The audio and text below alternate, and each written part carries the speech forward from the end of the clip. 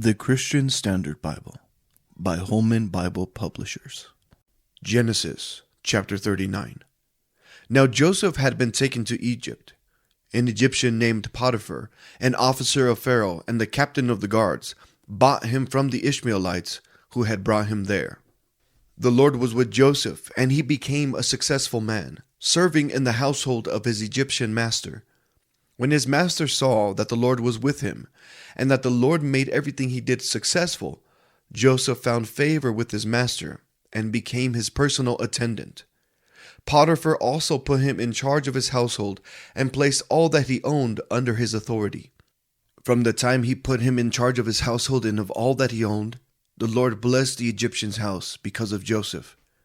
The Lord's blessing was on all that he owned, in his house and in his fields. He left all that he owned under Joseph's authority. He did not concern himself with anything except the food he ate. Now Joseph was well built and handsome. After some time, his master's wife looked longingly at Joseph and said, "Sleep with me." But he refused.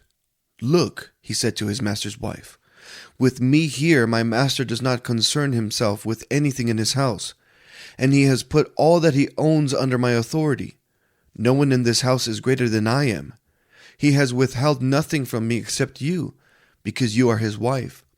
So how could I do this immense evil, and how could I sin against God?" Although she spoke to Joseph day after day, he refused to go to bed with her.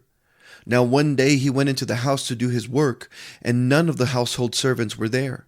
She grabbed him by his garment and said, "Sleep with me." But leaving his garment in her hand, he escaped and ran outside.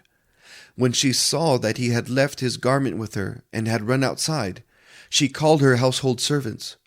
"Look," she said to them, "my husband brought a Hebrew man to make fools of us.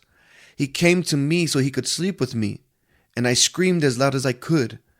When he heard me screaming for help, he left his garment beside me and ran outside." She put Joseph's garment beside her until his master came home. Then she told him the same story.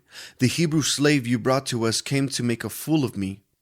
But when I screamed for help, he left his garment beside me and ran outside."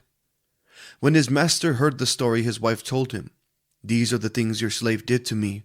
He was furious and had him thrown into prison, where the king's prisoners were confined. So Joseph was there in prison. But the Lord was with Joseph and extended kindness to him. He granted him favor with the prison warden. The warden put all the prisoners who were in the prison under Joseph's authority, and he was responsible for everything that was done there. The warden did not bother with anything under Joseph's authority, because the Lord was with him, and the Lord made everything he did successful.